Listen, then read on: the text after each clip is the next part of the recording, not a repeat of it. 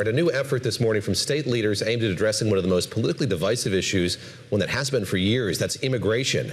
First on Bloomberg This Weekend, a bipartisan group of state leaders is launching a task force to try to find some solutions. We spoke with the 4 governors leading the effort. It's Oklahoma's Kevin Stitt, Maryland's Wes Moore, Utah's Spencer Cox, and Delaware's Matt Meyer. They joined us from the stockyards in Oklahoma City. That is the site of the summer meeting of the National Governors Association. Governors, welcome to Bloomberg This Weekend. Thank you so much for doing this. I just want to start out by saying, why immigration? Why did you want to launch this task force? And did you all know each other before, or is this kind of a first foray into projects? It's a group project, but it's one that matters to a lot of people. So tell me how this got started. Well, this is a really big deal, and it really started with our chair and vice chair of the National Governors Association, Governor Stitt from Oklahoma and Governor Moore from Maryland, who saw this opportunity for us to get together in a bipartisan way. We were all together, and yes, we were all friends before this, but we were together in February and having a conversation about immigration, and we were all shocked at the level of bipartisanship, cooperation, and agreement.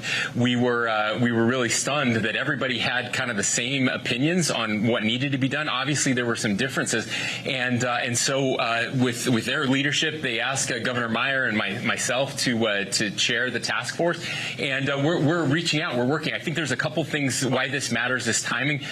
For 40 years, we've been trying to do immigration reform, and nobody's ever been able to get it done. Congress has not been able to move. But what's different this time is that we have a secure border, and President Trump was able to do that. We always heard that that was the starting point and that it could never be done, but it got done. And we all care, Republicans and Democrats, about a secure border. We all care about safety and security of our states and our nation, and we all care about the economy in our country. And with those things in mind, we think now's the time to actually do some immigration reform.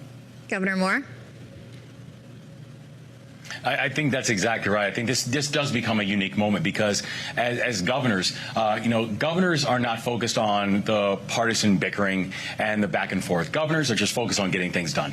We want to get things done for our communities. We want to get things done for our neighborhoods. And we see how this has become a very real issue that unfortunately governors do not control this issue. There's not an immigration policy for Utah and for Oklahoma and for Delaware and for Maryland. We have one national immigration policy. And what we know is that that immigration policy is broken.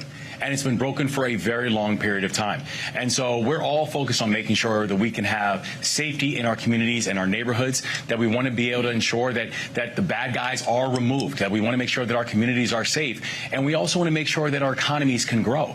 And so whether it is an economy that is focused on cattle, or an economy that's focused on dairy, or an economy that's focused on chickens and our crab pickers, like in the case of Maryland, we need for Congress to be able to move on this. But we also know as governors, we don't just like sitting there and having to deal with the consequences of bad policy. We actually want to be part of the solution. And that's why I think this time in this moment is so important.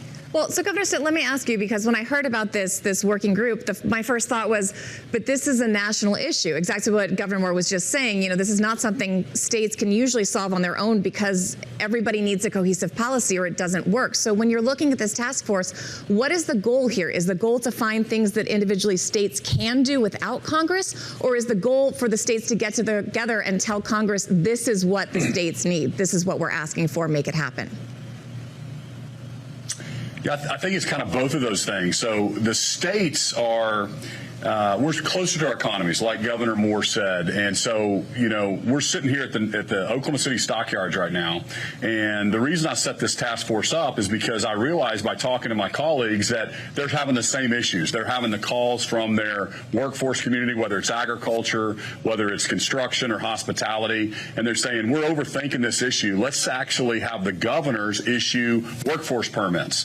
And to Governor Cox's point, we all want safe communities. So the secure border is a non-starter. We have to have that done. There's broad agreement there. But now what? What's the end game? And I think we all want our economies booming. We want to make sure that we have the right jobs and we can match employers with employees. And to me, that's making sure that the state governors have a seat at the table. So the idea is to put together this task force to see what agreements we can come together as governors and then present that to Congress. It's a federal issue right now, but I believe that we all believe in federalism, and what happens in Maryland is maybe different than Oklahoma, and that's okay. There's not a one-size-fits-all, and so when the federal government tries to dictate a one-size-fits-all throughout the United States, I think that's a problem. Most Americans agree with us that we need to let the Delaware governor help the economy, and he's more focused on the economy there than the governor of Oklahoma or somebody in Washington, D.C. Let's talk to the Delaware governor. Governor Meyer, I mean, when you look at bipartisan efforts in the past to work on immigration, they've failed pretty spectacularly. I mean, we even have partisanship here when it comes to hats. How do you guys think that you're going to be able to get together and effectively do this when half the guys didn't know we were wearing hats? Oh, look at this. Okay, all right. Well, There we see go. this. Look at that. But I mean, seriously, do you really think that? That's right. All right. Well, that lovely gesture aside. Sorry, go ahead. Didn't want Governor Moore's hairstyle. It's true. I don't want to cover all this beauty over here. Yeah. But, you know, jokes aside, just as there are serious disagreements across our country within our states, there are serious disagreements among bipartisan groups of governors. There are serious disagreements about immigration policy, the current state, and where it needs to go among the four of us. I'm the grandson of immigrants. I believe this country should be a place of dignity and understanding more than pain and cruelty. We're in a small state. When someone comes in and arrests somebody in Target who's just minding their own business, that has a deep impact, not just on us economically, but on our community. You'll find broad disagreement. What Governor Moore and Governor Stitt have done that I think is so wonderful in convening this group is that, okay, we have our disagreements, but there are places that we agree where we can find common ground that's not being found right now in Washington, and we can come together, find solutions that we think ultimately involve governors in the lead and state governments in the lead in identifying the economic and workforce imperatives and saying, let's put that together as Democrats, Republicans, but more than anything as Americans, and let's move together. I'm wondering if you think the way ICE and DHS have been going about this process has been effective. By a show of hands, I'm wondering, because I know there is some division about this, but I'm wondering if you think current immigration policy as it's being forced at DHS and ICE is effective. If you could raise your hand. That's, for our radio listeners, that's zero hands. Governor Cox, I know last year your office announced it would be supporting the Trump administration's policy to go after illegal immigrants who threaten public safety and pledged to work with DHS. But it seems like you've also had some reservations about how that's being done and who they're targeting. Where do you think that process needs to improve, and what are some of your concerns there? Sure. Well, I think, look, as we've had these conversations play out on a national level, and the polling will show this as well, that there's a lot of concerns about the way things were happening. I think especially coming out of Minnesota, some of the violence and the deaths that we've seen were deeply problematic. And I think, you know, the administration made some changes because of that. And I think that's really important. And that's why we're putting this group together, is to see, and again, the end result, I guess people can judge when we're done having these conversations and see if we can produce something to submit to Congress. But is there room for that type of a conversation in this hyper-partisan era, right? Is it even possible for people of good faith to sit down and come up with real solutions? We think that it is possible. We're excited to try to prove that.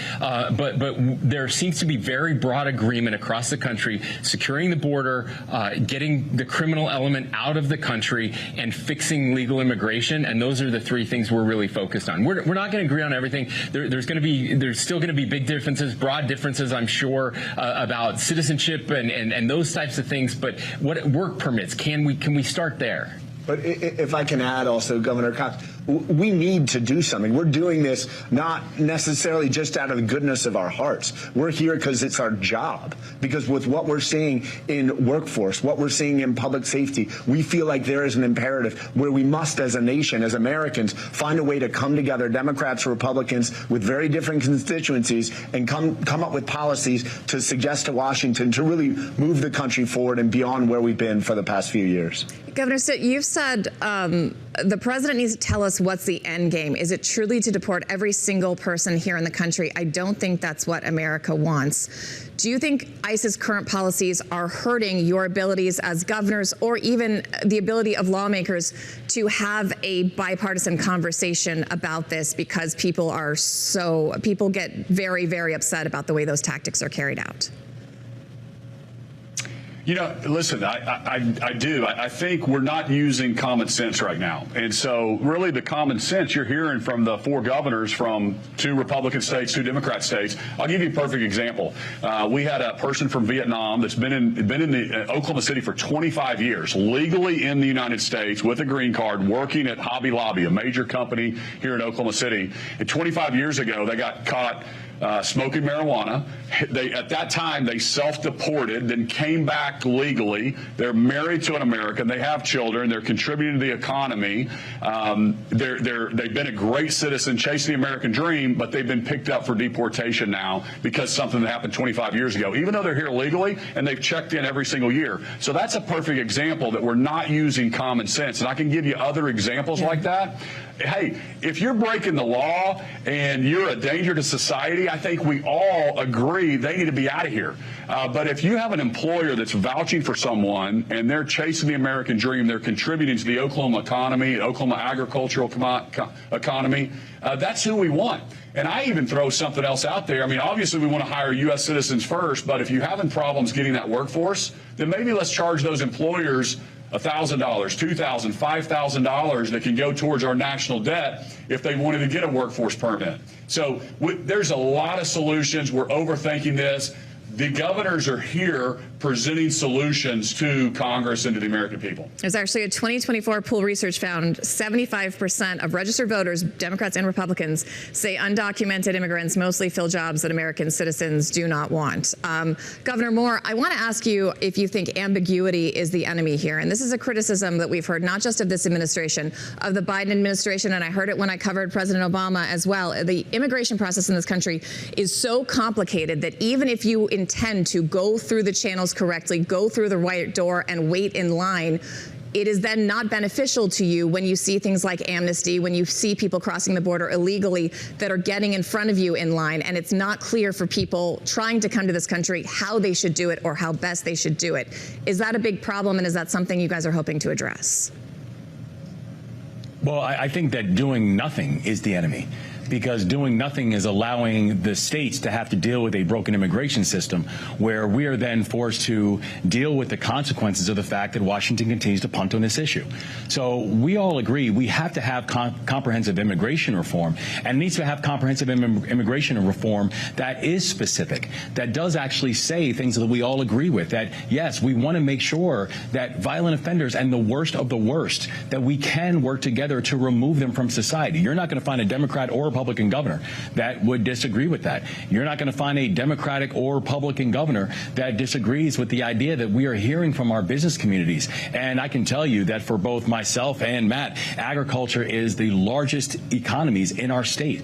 And also what we see in Utah and Oklahoma, they are, either one or two. So each and every one of us are dealing with with industries that are some of the largest economic drivers in our state.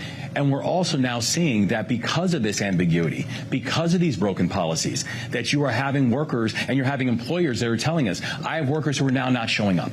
I have workers who are afraid to go to work. I have product that now is not going to get done and is not going to help benefit the economy because we continue to have this broken system.